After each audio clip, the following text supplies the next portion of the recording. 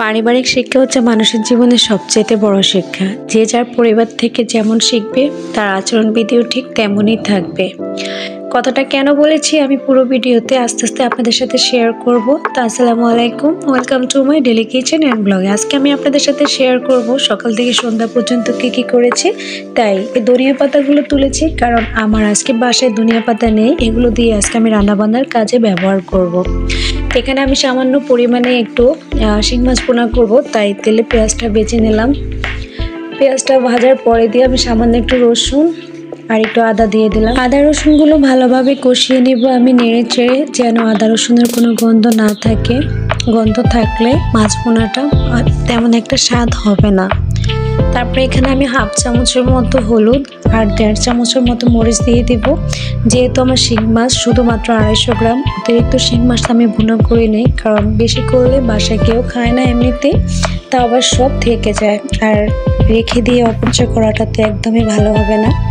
তারপরে আমি আবার হলুদ মরিচগুলো ভালোভাবে কষিয়ে নিলাম। এখানে আমি 1 চামচের মতো মরিচ দিয়ে দিলাম, যে যার স্বাদ মতো লবণ দিয়ে দিলাম, যে যার স্বাদ মতো লবণ দিয়ে দিতে পারে। এখানে আমি তেলের উপরে মশলাগুলো কষাবো, যেহেতু আমি অন্য কোনো মশলা দিইনি, শুধুমাত্র হলুদ আর মরিচ, তাই আমি তেলের উপরেই কষাচ্ছি। একটু তেল বাড়িয়ে দিয়ে তারপরে কুচি কুচি করে রাখা শিং মাছগুলো দিয়ে দিব। তারপরে আবার মশলাগুলোর উপরে ভালোভাবে নেড়ে চেড়ে দিব, যেন মশলাগুলো মাছের সাথে মিশে যায়। কে কে আমার মতো শিং মাছ পছন্দ করেন জানাবেন। শিং মাছটা আমার পরিবারের কেউ তেমন পছন্দ করে না, কিন্তু আমার কাছে অনেক ভালো লাগে। দেশি সকল মাছই ভালো লাগে, টাকি মাছ, শিং মাছ, শোল মাছ সবগুলোই। আমি একটা ঢাকনা দিয়ে দিব এখানে, যেন ভালোভাবে মাছগুলো কষে যায়। আর মাছগুলো না কষলে আবার খেতে ভালো লাগবে না। প্রায় 10-15 মিনিটের পরে আমি ঢাকনাটা তুললাম। দেখেন মাছের উপরে তেলটা কত সুন্দরভাবে উঠে গিয়েছে, তার মানে আমার মাছটা খুব ভালোভাবে কষেছে। এখন আমি এখানে 1 কাপ পরিমাণ পানি দিব। তারপরে কয়েকটা কাঁচামরিচ ফালি করে রাখা ওগুলো দিয়ে দিব, দিয়ে হালকা করে নেড়ে দিব, যেন মাছগুলো ভেঙে না যায়। তারপরে আমি এটাকে রান্না করে নেব একটু মাখা মাখা করে। আমি আগুনটা মাঝারি আছে দিয়ে দিলাম, কারণ এখানে যেহেতু আমার পানি কম, আর আগে আমি ভালোভাবে কষিয়ে নিয়েছি, তাই আমি পানি কম দিয়েছি। প্রায় 10 মিনিট পরে দিয়ে আমি এখানে আমার তুলে রাখা ধনিয়া পাতাগুলো দিয়ে দেব। এই ধনিয়া পাতাগুলো আমার বেশি পছন্দ হয়েছে, কারণ এগুলো আমার নিজের লাগানো গাছ, তাই। আর নিজে যদি কিছু করেন দেখবেন আলাদা একটা তৃপ্তি পাবেন, হোক না সেটা ছোট বা বড় কোনো কাজ বা যে কোনো কিছু। নিজের তৈরি করা কিছু খেতেও কিন্তু দেখবেন অনেক স্বাদ লাগে। এই যে আমার শিং মাছটা হয়ে গিয়েছে, দেখেন কতটা সুস্বাদু আর মজাদার হয়েছে। আমার কাছে তো সেই ভালো লেগেছে, পরিবারে যারা খেত না তারাও মাছটা খেয়েছে। এত অল্প মশলা দিয়ে এত মজা হবে আমি ভাবতেও পারিনি।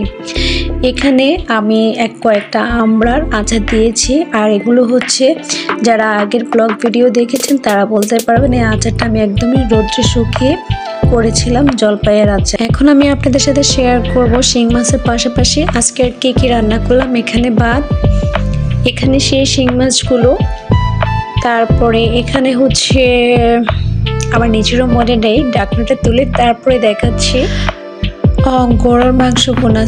আমার মনে নেই, কারণ আমার একটু ভুলা মন আছে। তারপরে এখানে শিম আলু তরকারি, আর করেছি আমাদের সবার প্রিয় মাছ আর শিম মিলিয়ে ভর্তা। তারপরে আমরা এগুলো রেডি করার পরে চলে গিয়েছি বাজারে, কারণ আজকে তিনি নাকি একটা বেডশিট কিনবে, সাথে আর টুকটাক বাজার আছে, তাই চলে গেলাম। কারণ এটা আমার প্রতিদিনের একটা রুটিন, সব কিছু করার পরে দিয়ে ওনার সাথে আবার আমার বাইরে যেতেই হবে। তারপরে দুজনে হেঁটে হেঁটে চলে গেলাম একটা বেডশিটের দোকানে, কিন্তু ওখানে গিয়ে উনি ম্যাট্রেস পছন্দ করলো, যে উনি ম্যাট্রেস কিনবে, বেডশিটটা না হয় উনি পরেই কিনবে। কিন্তু আমার কাছে ম্যাট্রেসগুলো তেমন একটা ভালো লাগে নাই, পরে আমি ওখান থেকে চলে আসলাম। লোকটার ম্যাট্রেসগুলো আমার মনে হয় না 1 নাম্বার, আর এগুলো কয়েকটা দিন পরে নষ্ট হয়ে যাবে। কারণ যে কোনো কিছুই ভেবে চিন্তে দেখে তারপরে কেনা উচিত, হুটহাট করে কেনাটা কখনোই উচিত না। পর আমি ওনাকে বোঝালাম যে 2-1টা দিন চিন্তা করেন, তারপর একটা ভালো মানের ম্যাট্রেস কিনে নিন। আসার সময় ওই শোল মাছ কিনবে, একদমই দেশি মাছ, কিছু সুন্দর লাগলো। আর তারপর শোল মাছগুলো কিনে নিল। কেনার পরে আমরা একটু বেস্ট বইতে গেলাম। আমার একটা বাটি প্রয়োজন, আমি একটা বাটি কিনবো।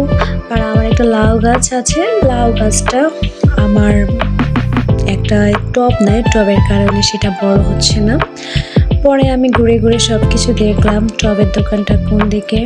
আর এমনিতেই কুকারেসের দোকানে গেলে আমার একটু লোকটা বেশিই থাকে, এটা যথারীতি অনেকেই জানে। এই আর কি আপনাদের সাথে একটু শেয়ার করলাম। টব আর একটা বাটি কিনে চলে আসলাম সবজির দোকানে। সবজির দোকানে এসে 2টা ফুলকপি কিনলাম, কারণ আমি পাকোড়া তৈরি করব। আমার হাজব্যান্ড আর আমার ভাবি তো এগুলো দেখে অনেক হাসতেছে। তারপর আমরা বাসার উদ্দেশ্যে রওনা দিলাম। তো উনি রিক্সা ছাড়া যাবে না, আর রিক্সা আমারও অনেক প্রিয়, তাই আমরা রিক্সাতেই উঠলাম। আমার কাছে তো মাঝে মাঝে মনে হয় যদি আমার গ্রামে যাওয়ার সময় রিক্সা থাকতো, আমার কাছে খুবই ভালো লাগতো। তো অনেকে হয়তো হাসবে আমার এই সহজ সরল কথা শুনে। সত্যিকার অর্থে কি আমার পরিবার আমাকে এভাবে সহজভাবে চলাটাই শিখিয়েছে, কখনো অহংকার করা শেখায়নি। সব পরিবারের মানুষ যদি সঠিক শিক্ষা পাইতো, তাহলে মনে হয় পৃথিবীতে কোনো ঝঞ্ঝাটে থাকতো না। কারণ পরিবার থেকে তো মানুষ শিক্ষাটা পেয়ে থাকে, প্রথম শিক্ষা যেটা সেটাই। তো আমার বাবা মা সবসময় শিখিয়েছে, তোমার যদি শত্রু হয় তোমার বাসায় আসে, অন্তত তুমি 1 গ্লাস পানি দিয়ে হলো আপ্যায়ন করো। তাই আমার সেই অভ্যাসটাই রয়ে গিয়েছে। আমার বাসায় যদি দেখা যায় এখন আমার শত্রুও আসে, তাকেও আমি খুব সুন্দরভাবে সমাধান করে বের করি। আর যেগুলো অমানুষ, পারিবারিক শিক্ষাই পায়নি, সেগুলি বাসায় কেন ফোনে কথা বলতে গেলেও সঠিকভাবে ব্যবহার জানে না। তো তাদেরকে বলবো, অতিরিক্ত টাকা পয়সা দিয়ে কী লাভ হবে যদি সঠিক শিক্ষায় না পাও, সঠিক ব্যবহারটাই না করো। পরের দিন সকালবেলার একটা ভিডিও আপনাদের সাথে শেয়ার করলাম। আমরা চলে আসলাম পরের দিন সকালবেলা ভোরে ভোরে একটা নার্সারিতে কিছু গাছ নেব, আবার মাটি নেব। টব নিয়েছে যেহেতু, তাহলে তো আবার গাছ আর মাটি নিতে হবে। হাজব্যান্ড বলতেছে যে না, তার ফুল গাছ লাগবে। আমি বলতেছি আমার বারান্দা যেহেতু ছোট, আমি ফুল গাছ না, যে গাছগুলো আমার বিশেষ প্রয়োজন আমি সেই গাছগুলোই লাগাবো। আসার সময় মেয়েদের জন্য নিয়ে আসলাম চিকেন বল, কারণ চিকেন বলটা ওদের অনেক বেশি প্রিয়। আমি বাসায় বানালেও ওরা অনেক বেশি পছন্দ করে, আবার বাইরে থেকে কিনে আনলে তো পছন্দ করে। যখন এনে ওদের সামনে দিলাম, ওরা তো খুবই খুশি।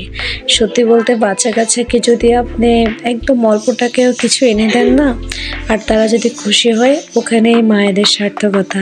একটু পরে দেখলাম হাজবেন্ডের আফ্রিকান ফ্রেন্ডে ফোন দিয়েছে, তাও আবার গার্লফ্রেন্ড। সে ফ্রেন্ডের সাথে কথা বলতেছে। আমি একটু ফ্রেন্ডের চেহারাটা আপনাদের সাথে শেয়ার করলাম। কেমন লাগলো তার ফ্রেন্ডকে অবশ্যই আমাকে জানাবেন। আসসালামু আলাইকুম।